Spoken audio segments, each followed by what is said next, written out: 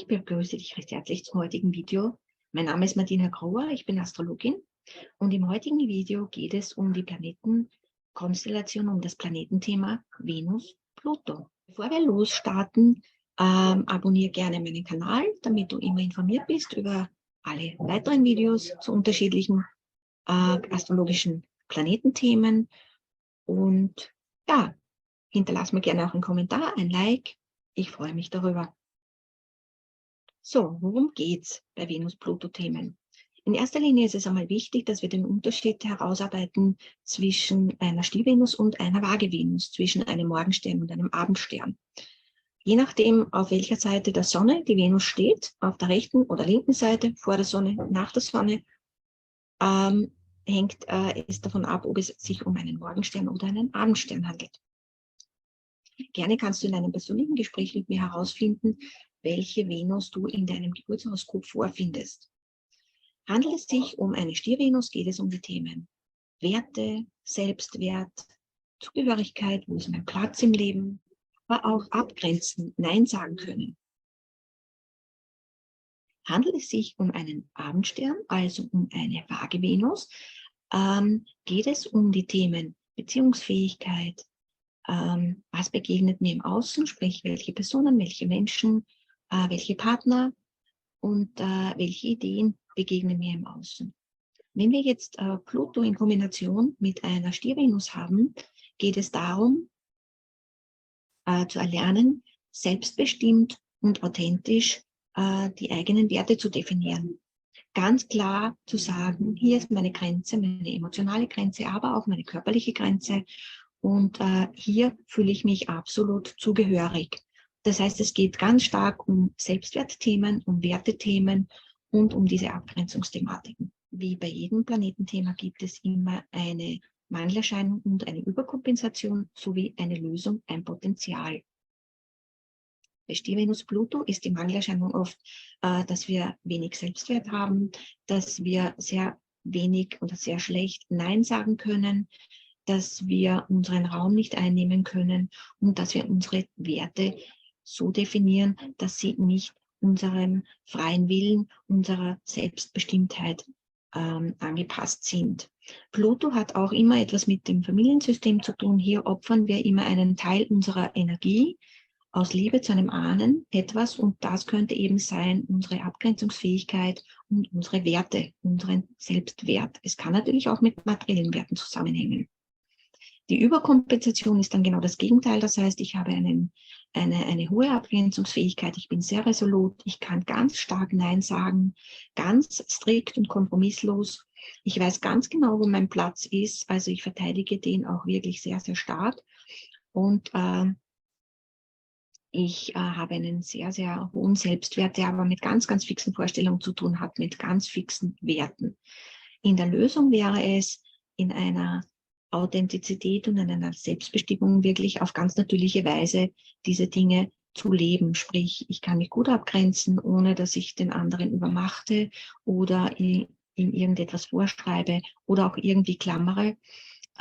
Ich kann ganz authentisch und echt sagen, das sind meine Werte, das ist mir wichtig im Leben und ich weiß ganz genau, wo mein Platz ist. Handelt es sich um eine Waage-Venus-Pluto-Thematik, geht es um Beziehungsthemen wie in der Mangelerscheinung, ich fühle mich übermachtet oder fremdbestimmt in Beziehungen, ich gehe vielleicht sogar toxische Beziehungen ein. Ich habe ganz fixe Vorstellungen von einer Beziehung, aber eben im Mangel. Ich habe nichts Besseres verdient, so in diesem Sinne. Oder ich begegne nur im Außen immer diesen Mangelerscheinungen, die ich in meinem Inneren bereits trage. Das heißt, Waage-Venus-Qualität hat immer ganz stark mit diesem Spielgesetz zu tun, wie im Innen so außen. Das, was ich im Innen trage, begegnet mir im Außen. In der Überkompensation könnte es dann sein, dass ich ganz fixe Vorstellungen von einer Beziehung habe, dass ich selbst übermachte in Beziehungen, dass ich fremdbestimme in Beziehungen und einfach auch nicht authentisch bin. Dann ziehe ich natürlich auch das im Außen an. In der Lösung bin ich dann in einer gesunden Beziehung, in einer selbstbestimmten Beziehung. Ich weiß auch, wo mein Platz ist in einer Beziehung, wo ich stehe in einer Beziehung und ich habe meine fixen Vorstellungen aufgegeben.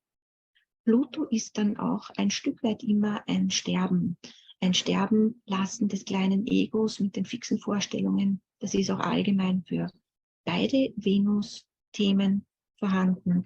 Das heißt, ich opfere nichts mehr ins System, nichts mehr aus Liebe zu einem Ahnen. Ich bin draußen aus dem Kindergewissen, das sagt, ich gebe dir aus Liebe, also dir, lieber Ahne, aus Liebe einen Teil meiner Lebensenergie oder einen Teil meiner Lebenskraft. Ich opfere etwas.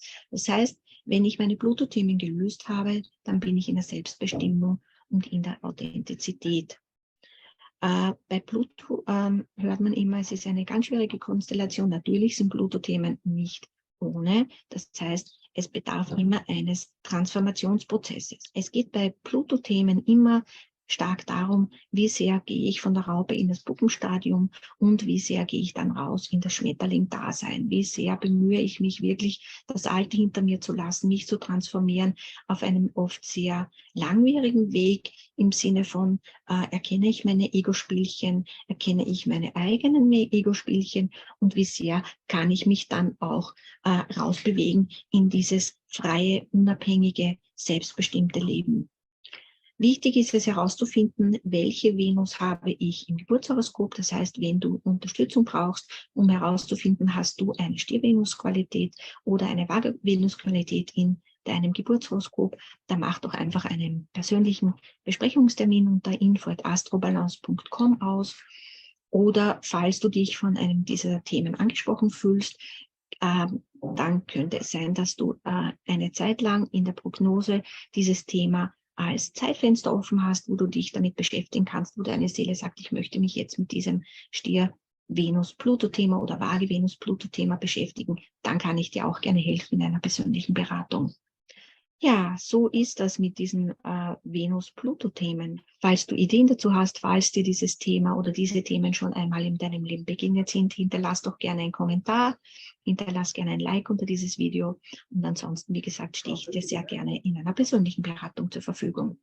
Alles Liebe, ich wünsche dir noch einen schönen Tag und freue mich, wenn du beim nächsten Video wieder dabei bist.